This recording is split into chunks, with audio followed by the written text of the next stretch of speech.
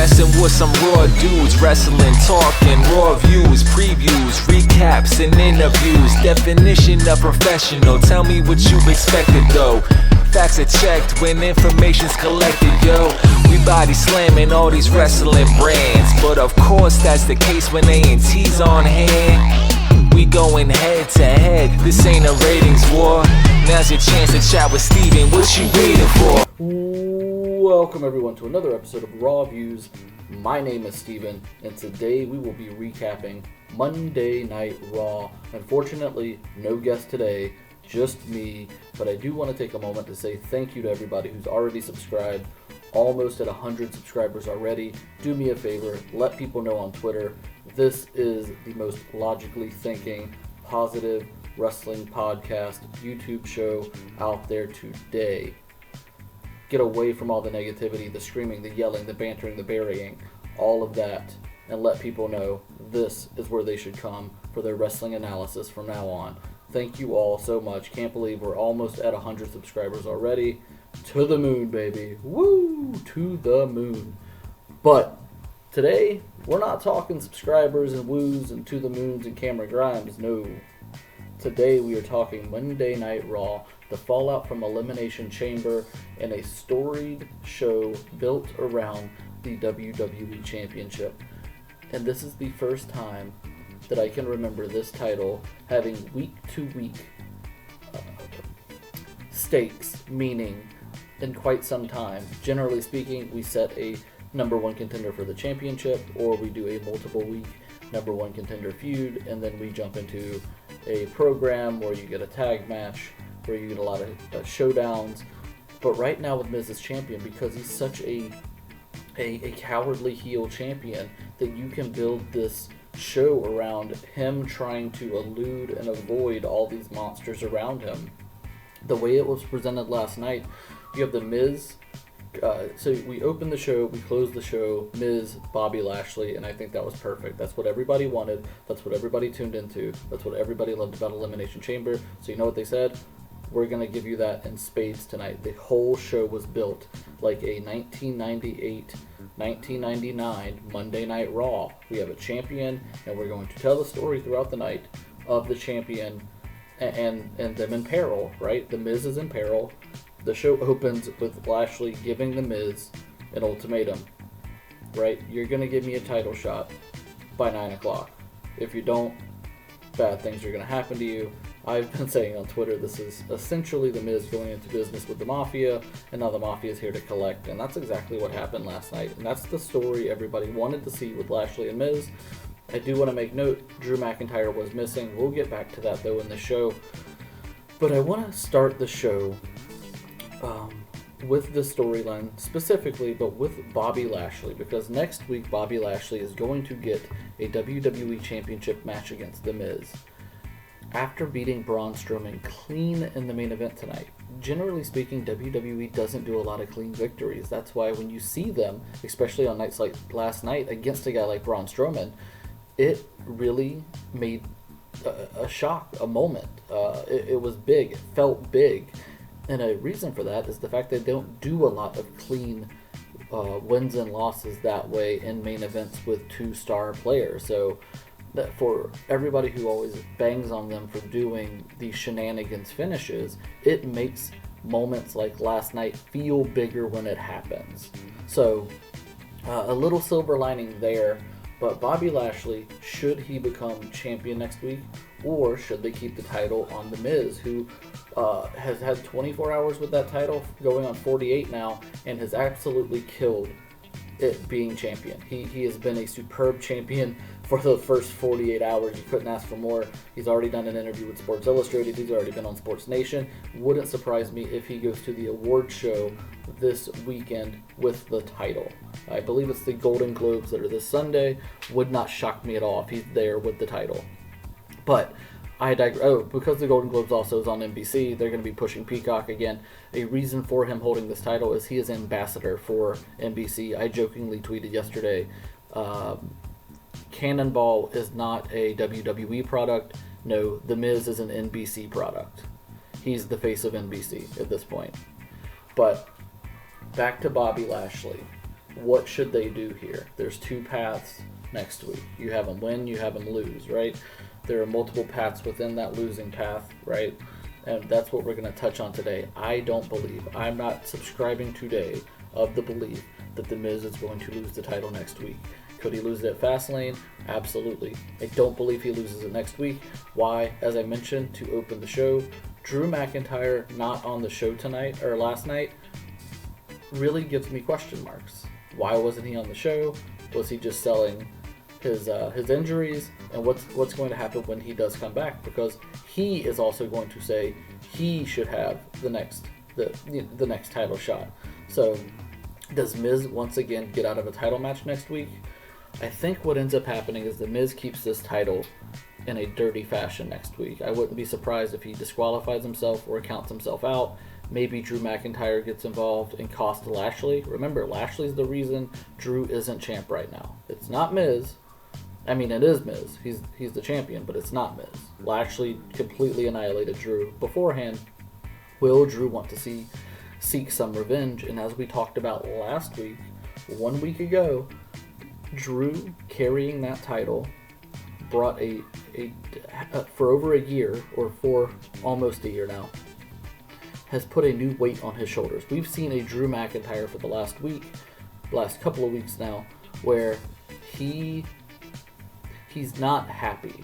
We're not seeing that same smiling Drew McIntyre. We're seeing a more vicious side of Drew, and that's where I think this comes into play. I think I think everything's set up perfectly. A lot of people believe Lashley's going to win next week, and that should be the thought process, right? With The Miz as the champion, it's going to be a countdown every week of who's going to beat The Miz, because there's no way The Miz can be the champion going into WrestleMania, and every week they're able to extend that as an extra week of intrigue on how they're actually going to take the title off The Miz.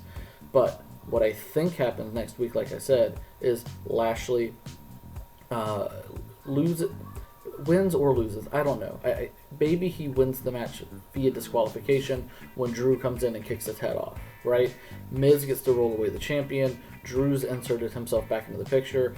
Lashley now has won by disqualification, and it sets up my triple threat. The same triple threat that I predicted for Fastlane on the show that could get us to Lashley Brock, with the problem being, now if you insert Drew in this fashion, we are likely leading once again to what we all thought was going to happen with Lashley and Drew at WrestleMania. So it'll be interesting. I do like the idea of the triple threat of Fastlane. That's why I presented it, and it opens up multiple doors, right? You can put that title on Lashley and have Drew chase him, bring Brock back. You could even insert Kofi in for Kofi Mania 2. You can do so many things with Lashley as the champion because he's never been champion before. So it's interesting. You could put the title back on Drew, insert Sheamus back in for reasons I said yesterday, and that's interesting. Or you could keep the title on The Miz and really do something cool with Damian Priest or Keith Lee moving forward. But what if they don't go that route? What if they don't go down the most logical route here, which is a possibility. It is quite possible that they don't go the most logical route. What would that mean? What are other options that could actually happen next week? Well, the first option is Bobby Lashley wins. He just wins the title next week. He goes to Fastlane. Maybe they have a rematch at Fastlane. He wins there, and then we move on. What would happen to Drew in that scenario? Well, Drew would probably take on Sheamus, concluding that feud, and then we would get to Drew versus Bobby at WrestleMania that way. So that is another logical option. Is there an option where Miz retains this title clean? No, I don't believe there's an actual a logical possibility where the Miz actually defeats Bobby Lashley. Clean, that is, or he pins Bobby Lashley. I don't see a scenario in which that happens. I do see a scenario where the Miz, I tweeted last night, most people in debt to bad people end up getting in more debt with other bad people to help them settle the debt with the original bad people. That is something that could happen, though. I could see the Miz trying to bargain Braun Strowman into helping him somehow. That is something I could see. I could see the Miz. I could see a scenario where the Miz and Shane McMahon reunite and become an on-screen pairing again, of course with John Morrison as well. That is something I could see. Also, with Shane almost creating his own best for business brand. The Miz is best for business because of Peacock, his NBC ties, etc., so on and so forth. So therefore, Shane McMahon is going to help the Miz win in some dastardly way. Something I would like to see next week is inserting Shane McMahon as the special guest referee. Or maybe even at Fastlane. I think that's something not utilized enough. That is an easy way to add extra intrigue to matches. So, something I'd like to see happen, Shane McMahon inserted into the match either next week or the title match at Fastlane. I do think we are heading to the triple threat that I initially thought we were heading to, in a slightly different variation path to getting there. And then where we go from there will be interesting, because still, with that triple threat, we have not concluded Sheamus and Drew McIntyre. And remember, Sheamus probably feels, he got another big win last night over Jeff Hardy, probably feels as if he should be in this title picture as well. It'll be very interesting next week. I think they did a fantastic job with this story. This was the primary reason people watched the show last night, and they did a great job carrying that to intrigue for next week. So kudos on the main story. What about side stories from last night? Randy Orton. A lot of people hit me with Papa Shango gifts immediately. It's funny because I just watched those episodes late last year with my son, who I'm going back and watching the Superstars early Raws with him because, he's never seen them before. He's 7. But I'll say this. I think there is a place for spooky stuff in wrestling, and I think this is a great way to do spooky stuff in wrestling.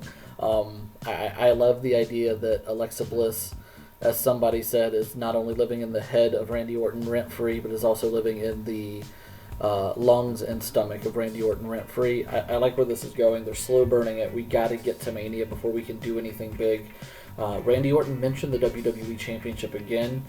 He's another guy, I guess, that could insert himself in, because at this point, again, we are just surrounding The Miz with people gunning for him. And of course, he has been put on this playing field that he's not as good in ring as those other competitors.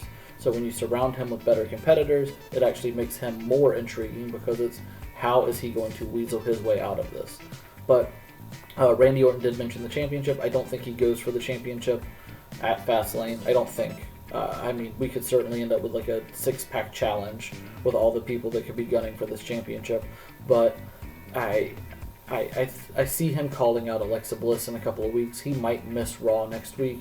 Maybe not. Maybe we get a backstage promo, or maybe we just get an Alexa promo. Maybe we get the side of the, we got his look at everything this week. Maybe we get Alexa's look at everything this week. I only think you need one segment right now for this, because you still are, at this point last night, 6 weeks away from WrestleMania. You have some time to kill. They can just be one segment here or there until we get closer to the show, where you're probably going to ramp it up to a 2 or 3 segment feud. Also last night on the show, a lot of people talked rematches. This is something that actually, it was probably the worst part of Raw. Right, we've seen a lot of these matches already. It's one of those things where no, I don't like to see rematches all the time, but they are very good matches. Like I really enjoyed watching Ricochet, AJ Styles. I will say this: WWE has an easy way to correct this, and that's what we should focus on. We shouldn't focus on the negative all the time. My former life as a salesperson, it's not focusing on the negative. It's how do I turn that negative into a positive. It's how I being solutions oriented, not problem oriented. So being solutions oriented, what I would do here is, you have a PC full of talent. You don't have to have Ricochet go over people every week. You don't have to have Ali go over people every week. You don't have Elias have to go over people every week. You could have AJ beat Ricochet every month if you wanted to, or even twice a month if you wanted to. But it's those matches in between those matches that you should give Ricochet an easy win, right? Give Ricochet a 4 to 6 minute match with an easy win to showcase his talent and get some wins, because right now you do have a disparity in your roster, right? You have this upper end talent, and then you have the lower end talent, and there's not a lot of in between. And an easy way to solve that is just, is squash matches, is enhancement matches, right? You're enhancing the talent. You're making their resume, or you're making them on screen not just look like a loser every single week. Instead, you're giving them easy wins throughout the course of the month and of course the year. So take last night, for example. You have Ricochet and AJ Styles yet again, and maybe last night's rematch, all the rematches, is a way to wrap up all those things and move on to something new next week. I hope so, because last night's show felt really good outside of the fact it had a lot of rematches. But next week, have Ricochet take on, have Tyler Rust come up for a night, right? It's also an easy way to, it's a very easy way to showcase NXT as well. Have Tyler Rust come up, have a 6-minute match with Ricochet, have Ricochet beat Tyler Rust. You get to feature that NXT talent, and you get Ricochet an opportunity to showcase his talents and get a win on Monday Night Raw. So that way, the next time he loses, right, let's say he lost the next week, the following week, at least you can say, because if you layer those wins in every so often, he doesn't just look like a loser. He doesn't just look like a loser. Sorry, look like a loser is what I just said, but look like a loser every single week. Also from the show last night, we had Charlotte cut possibly the best promo of her life. I loved it. She dropped a couple key words in there. There were a couple key phrases that really stuck out to me where I think this is leading in the story. Look out for, Charlotte says he attaches himself to a lot of blondes. So this is either meaning he is going to continue to do so, or he's going to take her advice. Stop doing that. Stop attaching myself to a bunch of blondes and attach himself to someone else. I could really see him attach himself to Asuka. Asuka's somebody who could really use a mouthpiece. Ric Flair is still incredible on the microphone, and putting Ric with Asuka to overcome Charlotte adds a layer of intrigue to that feud, right? Because Charlotte's going to say to Asuka, I beat you every time we wrestle for that championship. I own you. What are you going to do differently than you have done over and over and over and over again? I'll tell you what. She's going to have her father mentor her and give her all the secrets that she doesn't know. I think that's the way they're going to go with this. If, like I said, also Ric Flair said in his promo side of that he just wants to keep his brand awareness high or something like that. He wanted to keep adding validity to the brand, and he wanted to help the championship. Who's the champion right now? Asuka. The most direct line to a feud to get both the title and Charlotte on the show is Asuka taking on Charlotte for the championship, adding in Ric Flair as Asuka's manager. I think it adds a lot of intrigue there, and I think this is a way that Flair could actually help. I actually like Flair paired with Lacey. Of course, that can't be a thing anymore. Congratulations to Lacey. But moving over, that's something I would actually like to see. Well, how do you feel about that? Because I noticed that Rick gets a lot of flack one way or the other. Either we see him too much on the show, or we don't see him enough on the show, or he's paired with the wrong person, or they don't want to see him at all. Let me know what you think. If they paired Flair with Asuka in this scenario to add the intrigue of the story of Asuka Charlotte, which is already a storied rivalry, you add the Flair factor into it, the Ric Flair factor into it, and all of a sudden you have a more interesting story. I love it. Let me know in the comment section below. Would you like Flair with Asuka, yes or no? Also on the show last night, you had Riddle defeat Morrison. I think Riddle should be that second segment guy with a 15 to 20 minute match every single week showcasing the United States Championship. I actually wouldn't mind him doing an open challenge for that championship, or at least defending that title twice a month on Monday Night Raw. I think that's only going to add the lovability to a guy like Riddle. I think people love his promos for the most part. I think kids are going to love his promos. I think he's phenomenal in ring, and every moment that he gets to shine like he did last night against John Morrison, the more people are going to find him to be one of the best on that entire roster. Keep pushing Riddle that way, and I'm trying to think if anything else happened on the show. Of course, let me backtrack a little bit. Asuka did refuse also to shake Charlotte's hand after their match. That could also be a little tell into the feud and into that promo segment with Rick and Charlotte. Nia and Shayna retained in that match, or they got the win in that match. They're building some up some big wins. They have a big showdown Wednesday against Dakota Kai and Raquel Gonzalez in a week. So next week they have that showdown. I expect them to be on NXT this week probably to help build that show. But as far as Monday Night Raw goes, I thought last night was a very good show. I think the only negative at all, if we want to look at it as a negative, is a bunch of rematches we saw, but I actually think the in-ring action was very good. So if you look at it on paper, you had an overarching story, you had multiple other storylines underneath, as well as you had good in-ring action.